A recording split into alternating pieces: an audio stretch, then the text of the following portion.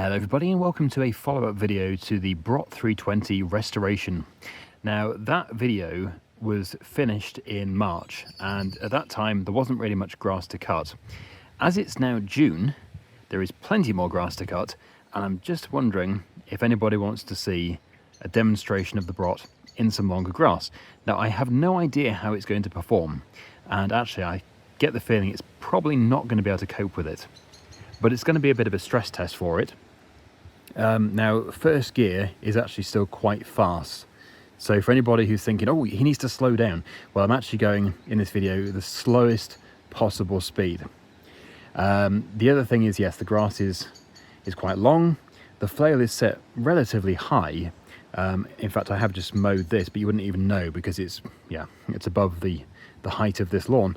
So it's set quite high. I'm going to keep my speed as low as possible, despite it still being fast. We'll keep the engine revs high, and we'll just see what it does in some longer grass. I haven't actually touched this mower since I finished the restoration video.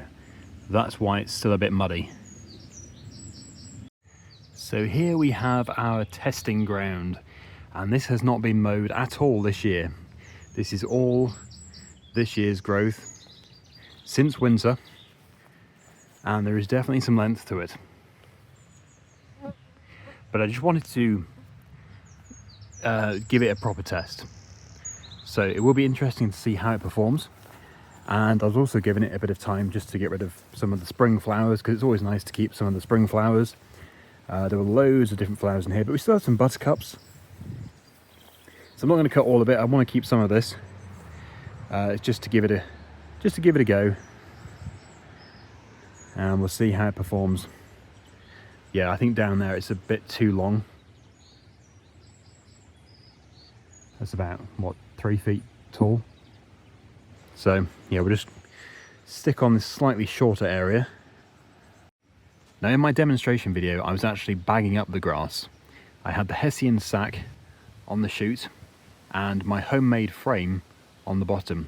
But because this grass is very long, we're going to just basically discharge it straight back onto the ground. So we'll see what this looks like.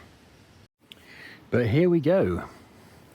Let's get the choke in the right position. A little bit of throttle. It's got a centrifugal clutch, so basically the higher the throttle, the more chance there is of the flail engaging. You do have to increase the RPM to get the flail to engage. And let's see if it starts.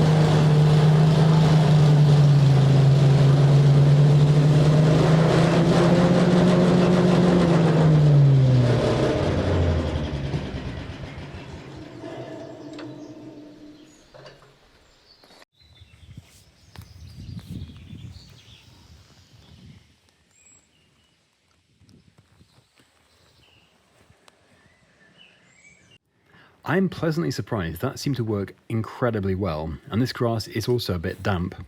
Anyway, if you've not already seen the restoration video, then please do check it out. I'll put a link down below in the description. You can see this machine being fully restored from beginning to end. Thank you for watching, everybody, and until next time, see you again very soon.